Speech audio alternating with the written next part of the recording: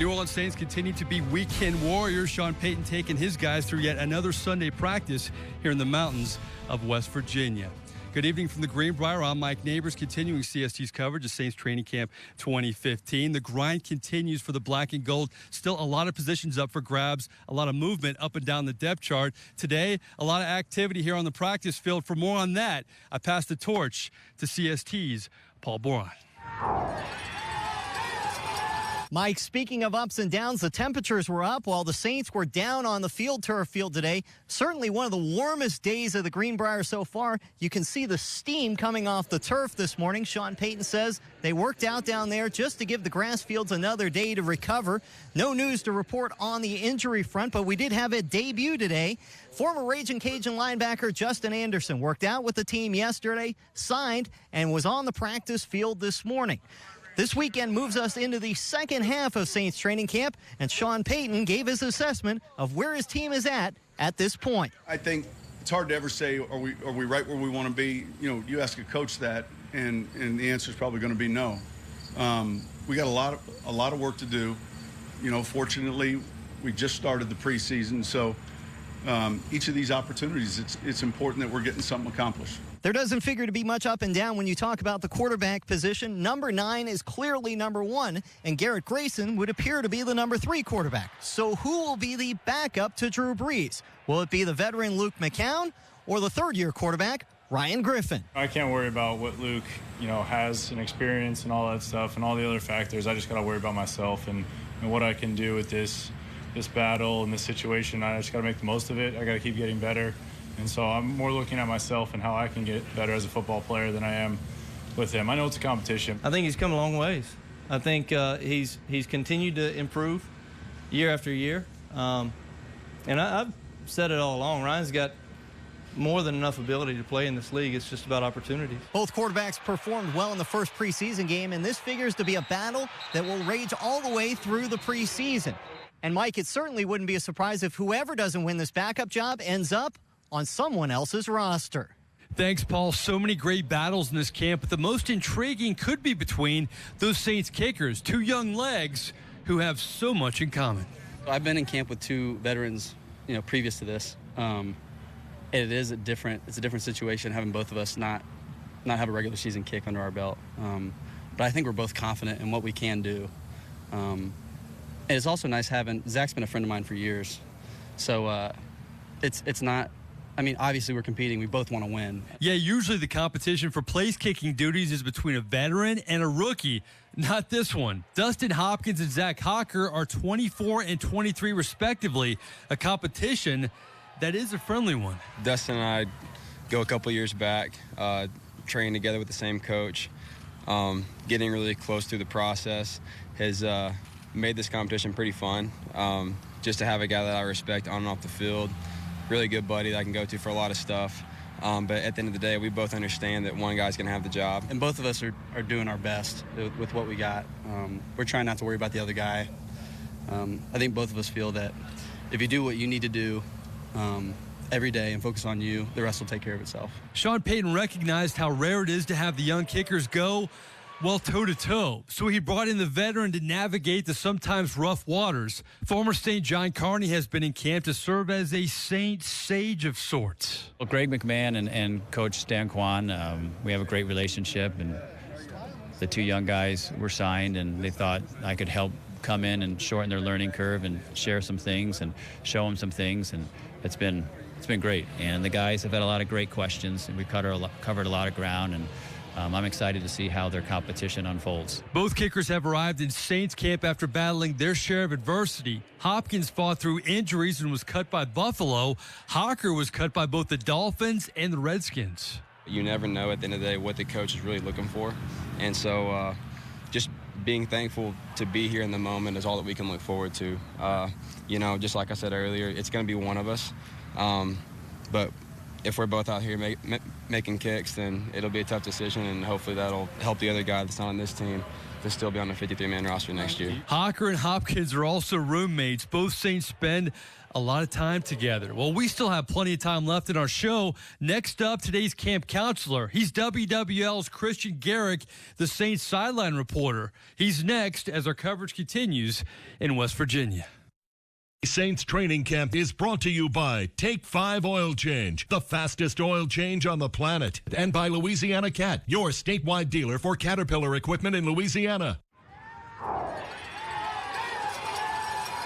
Our coverage continues here at the Greenbrier. Another great camp counselor joins me, a guy who I've spent a lot of time on the sideline with over the year, WWL's Christian Gericke. I appreciate you taking the time, my friend. Yeah, man, it's my pleasure to be here, and you're right, man. We've spent a lot of time on the sidelines comparing notes at times during games, trying to get some information to all the viewers and all the listeners, yeah. It's a team effort sometimes. Yeah. Let's talk about this camp. You've been out here the whole time like I have. To me, this is a team with a real chip on their shoulder when you talk about offense and defense. It looks like it. I mean, at least, there's some things that were made are a little bit overblown with that black and gold scrimmage, I think, to a degree.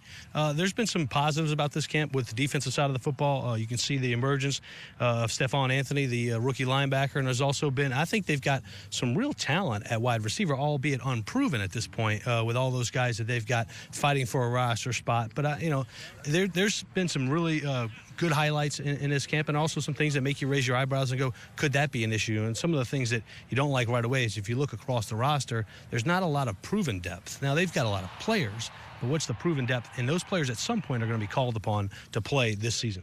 You look at the offensive line, to me, so many upgrades. We talked to Armstead recently, and he talks about his confidence level. But to me, Max Unger comes over from Seattle and is really going to anchor the part of that offensive line that's so important to Drew Brees. He's the galvanizing force in the center. And then if you looked back when 2009, 2011, when Drew Brees was putting up all those big numbers, and really the last couple of years as well, but, when this offense was really clicking, they had one common thing. They had a really good center and two strong guards. And I think that's what they're trying to get to, because Drew last year couldn't step up into the pocket and launch the ball down the field. Had a lot of guys at his feet. The guys were getting around the tackles, and that was really kind of their approach is, hey, just run them by Drew, and then Drew can step up. Now, he didn't have that luxury a year ago. I think with Max Unger in there, you're going to have that. Not only that, but I think what gets discounted or understated is Max Unger's ability to run block. I mean, he's a really good run blocker, and you've seen that at times, especially in one-on-one pass rush drills. He's been a guy that can handle just about any one of these powerful pass rushers the Saints have, and John Jenkins, Akeem Hicks, and Cam Jordan, even when he slides inside, he's been able to handle all those guys pretty easily. Along the same lines, you and I both have spent an awful lot of time with Drew Brees over the years, and I thought this offseason was all about Drew Brees, from the offensive line to improving the running game. They lose Jimmy Graham, but boy, he gets some great skill guys in C.J. Spiller, and Brandon Cooks is healthy now. Everybody talks about Drew Brees maybe taking a step back. What are your thoughts on that? Why do you here's the thing.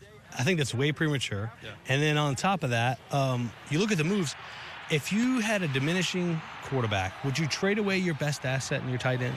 Because if he was diminishing, that would be an asset that you would want to have, at his disposal. But they're so confident in Drew Brees and his ability that it's still at an elite level that they're going to continue. They can take away from the skill positions, refortify that offensive line. You'll still get the same production. Look, I think Drew's going to have one of those years where you just go, all right, maybe that was a little premature to announce his death. Poking the bear a little bit. Yeah, right? Absolutely. I mean, look, I'm anxious to see if he can put up another.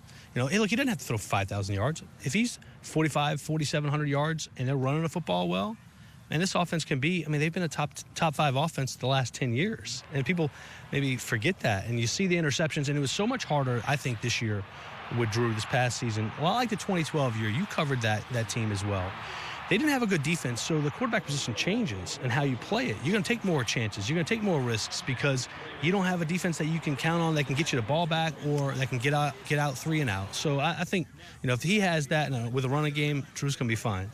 Counselor Gericke, I have to ask you this. We ask all our camp counselors this. A lot of ifs on this football team. Every team has ifs, but they have more than we're used to for a Sean Payton football team. Can you pick out one if that is maybe the most important to you? If this team will be successful, this has to happen? Has to happen. Harrisburg.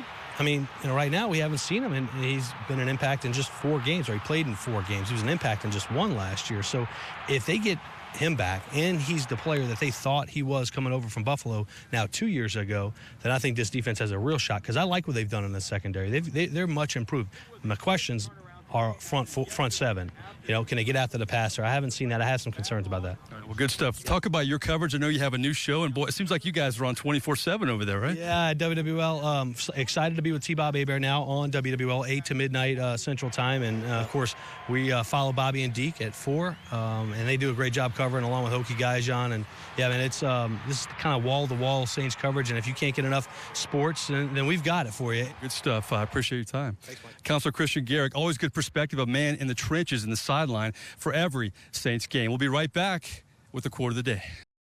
Welcome back to our coverage here at the Greenbrier. It's our final segment, which means a fun segment. Our quote of the day. We go to the offensive side of the football. You know, rookie hazing is frowned upon, but singing is okay. Just ask brand new quarterback Garrett Grayson, who had to experience it his very first day of training camp. Ignition remix by R. Kelly. So I've never heard that before. yeah, my singing's done. I'm retired. You know, I listen to country. That's kind of my go-to, but I figured that would be a song that everybody kind of knows, so kind of takes some pressure off. Once they get singing with me, it'll make it easier. So good stuff from the rookie. How about R. Kelly making his way into the show? Well, that wraps up another show here in the mountains of West Virginia. I'd like to thank our camp counselor, WWL's Christian Gericke. I'm Mike Neighbors. We'll see you again tomorrow night.